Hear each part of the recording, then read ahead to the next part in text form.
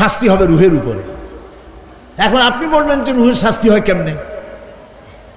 রুহ তো দেখা যায় না। রুহ কি দেখা যায়?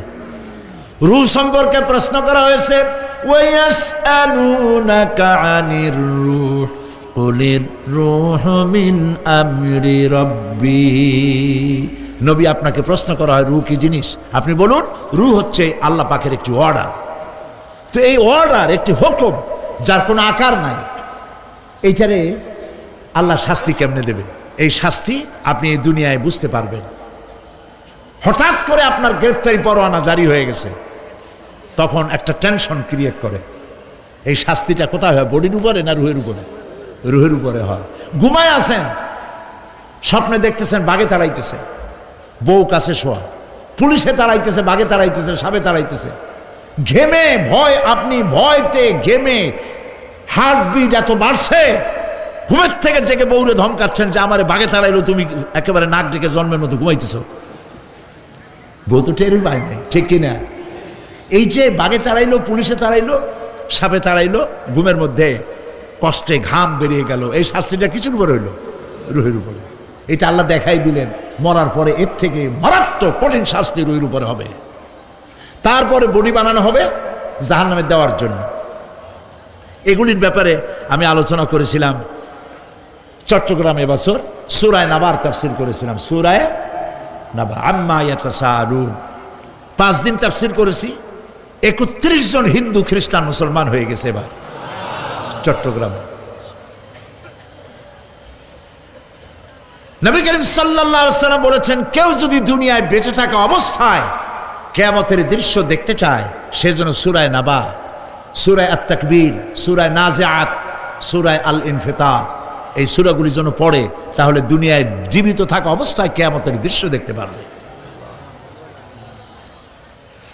ইমানদার ব্যক্তি, যে ব্যক্তি মরার সময় মুখে উচ্চারণ করতে পেরেছে লা ইলাহা ইল্লাল্লাহু মুহাম্মাদুর রাসূলুল্লাহ, জোরে সোরে পড়েন লা ইলাহা লা ইলাহা লা ইলাহা লা ইলাহা ইল্লাল্লাহু মুহাম্মাদুর রাসূলুল্লাহ। কালেমা পড়ে মারা গেল। এরপরে কবরের ভিতরে মুনকার নাকির ফেরেশতা এসে হাজির হয়ে যাবে, প্রশ্ন করবে মান রব্বুকা। ইমানদার ব্যক্তি বলবে রব্বি আল্লাহ। বলেন রব্বি আল্লাহ। আমার রব কে? আল্লাহ না আল্লাহ। মোহব্বতের সাথে বলেন আল্লাহ। কেউ যদি হৃদয়ের গভীর কন্দর থেকে, কলিজার মধ্য দিয়ে, মনের মণিকোটা থেকে একবার যদি গভীর রাত্রে জেগে একবার যদি বলে আল্লাহ, আল্লাহ পাক 70 বার সাড়া দিয়ে জিজ্ঞেস করেন, বান্দা কি চাও বলো, আমি হাজির। কি মজার নাম আল্লাহ! এর থেকে মজার নাম পৃথিবীতে নাই। এই মজা বেশি পাবেন তাহাজ্জুদের সময়। সুবহানাল্লাহ বলেন। রাত জাগতে শিখুন, তাহাজ্জুদের নামাজের অভ্যাস করুন। সমস্ত নবীদের উপরে তাহাজ্জুদ পড়া বাধ্যতামূলক ছিল। গভীর রাত্রে সব ঘুমানো, আপনি জাগুন, উজু করুন, একটা রুমের মধ্যে একা চলে যান, দরজা বন্ধ করে দিন, তারপরে 6 রাকাত 8 রাকাত নামাজ পড়ে কান ধরিয়ে আল্লাহর কাছে বলতে থাকেন, আল্লাহ, আমি এই সমাজের একজন নগণ্য মানুষ, তুমি দয়া করে আমারে কত টাকা দিছো, পয়সা দিছো, আমার মতো বিদ্যা জানাওয়ালা লোকেরা রিক্সা চালায়, অফিসে চাকরি করে, খাইয়া বউরেও ভালো কাপড় দিতে পারে না, তুমি আমারে কই থেকে কই নিয়ে আসছো বাবু, তার আমি শুধু নাফরমানি করছি, গুনাহ করছি, মিথ্যা কথা বলছি, আল্লাহ তুমি আমারে মাফ করো। গভীর রাত্রে গুনগুন করে নিজের কানে ধরে অপরাধ স্বীকার করে কাঁদতে থাকেন আর ডাকতে থাকেন, ইয়া আল্লাহু ইয়া রহমানু ইয়া রহিমু ইয়া হাইয়ু ইয়া কাইয়ুম। পড়েন, ইয়া আল্লাহু ইয়া রহমানু ইয়া রহিমু ইয়া হাইয়ু ইয়া কাইয়ুম, ইয়া আল্লাহু ইয়া রহমানু ইয়া রহিমু ইয়া হাইয়ু ইয়া কাইয়্যুম। চোখের পানি ফেলেন। নবীজি বলেছেন আল্লাহর ভয়েতে গুনাহ করেছিল, সেই লজ্জা করে আল্লাহর ভয়েতে, জাহান্নামের ভয়েতে মানুষ যখন কান্দে, চোখের পানি নাকের অর্ধেক আসতে না আসতে আল্লাহ পাক তারে মাফ করে দেন। আল্লাহ পাক, মা বাচ্চা যদি কান্দে মা সইতে পারে বলেন? মায়ের চাইতে আল্লাহর মহব্বত কম না বেশি?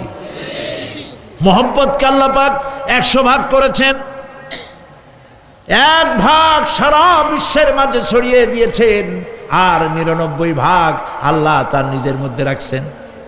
1টা ভাগ ছেড়ে দিলেন পৃথিবীতে, সেই ভাগের থেকে যেটুকুন মুরগি পেল, মুরগি তার বাচ্চা ঠেকাবার জন্য চিলের সাথে লড়াই করে, শিয়ালের সাথে লড়াই করে, গরু হাতির সাথে লড়াই করে, মানুষ তার সন্তানকে বাঁচাবার জন্য জীবনটাও দিয়ে দেয়। 1টা ভাগের যতটুকুন পেলাম, সেই মহব্বত যদি আমার এত তীব্র হয় স্ত্রীর জন্য, সন্তানের জন্য, তাহলে 99টা ভাগ মহব্বত যে আল্লাহর কাছে বান্দার জন্য, তার দয়া কত বেশি। এই জন্য কবরের ভিতরে প্রশ্ন হবে, কে তোমার রব? মুমিন ব্যক্তি বলবে রব্বি আল্লাহ, আমার রব আল্লাহ। ওয়ামা দীনুকা, তোমার দিন কি? বলবে দীনুন আল ইসলাম। ওয়ামান নবিয়ুকা, তোমার নবীকে? ওই লোক বলবে নবিয়ুনা মুহাম্মাদুর রাসূলুল্লাহ সাল্লাল্লাহু আলাইহি ওয়াসাল্লাম। হাদিসে এসেছে ওই সময় নবীজির চেহারা মোবারক দেখানো হবে, প্রশ্ন করা হবে মা কুনতা তাকুলু ফি হাদার রাজুল, এই লোক সম্পর্কে তোমার ধারণা কি? লোকটি বলবে হাদা নবিয়ুনা মুহাম্মাদুর রাসূলুল্লাহ সাল্লাল্লাহু আলাইহি ওয়াসাল্লাম, ইনি তো আল্লাহর রাসূল, আমার নবী। সঙ্গে সঙ্গে গায়েব থেকে আওয়াজ হবে ফাফরিশু বিল জান্নাতি ওয়ালবিসু বিল জান্নাহ, ও আমার ফেরেশতারা, আমার বান্দার জন্য জান্নাতের বিছানা কবরের মধ্যে বিছায় দাও, আর আমার বান্দাকে জান্নাতের পোশাক পরায় দাও, জান্নাতের পোশাক পরায় দাও, জান্নাতের বিছানা বিছায় দাও, আর তার কবরটাকে প্রশস্ত করো ইলা মাদ্দা বাসারা, যদ্দূর তার চোখের দৃষ্টি যায় অদ্দূর বড় বানায় দাও কবর। ফেরেশতারা বলবেন নোম কা নাউমুল উরুস, দুলামিয়া যেমন বাসর সজ্জায় বউ নিয়ে ঘুমায়, তুমি আরামে ঘুমায় থাকো ইলা ইয়াউমিল কিয়ামা। ভাই সাহেব, এই পৃথিবীর সব ফাঁকিবাজি, মোহ, সব মোহ, স্ত্রী পুত্র পরিজন মাল ধন কিচ্ছু না, কোনো দাম নাই। আল্লাহকে ভয় করুন, আল্লাহকে ভয় করে চলুন। ভয় তো করতে পারলাম না, এত বড় একটা রমজান মাস চলে গেল, রোজা আসছিল তাকওয়া সৃষ্টি করার জন্য, সারা জীবন রোজা রাখলাম, মুত্তাকি হইতে পারলাম না। এটা ঠিক কিনা বলুন? সারা জীবন রোজা রাখলাম, মুত্তাকি হইতে পারি নাই। এখনো মিথ্যা কথা বলি, ওজনে কম দেই, খাদ্যে ভেজাল দেই, কথা ঠিক কিনা? মিথ্যা কথা বলতেছেন, মিথ্যা কথা বলা কবিরা গুনাহ, মিথ্যা কথা বলা সমস্ত গুনার মা। কথায় কথায় মিথ্যা বলা হচ্ছে।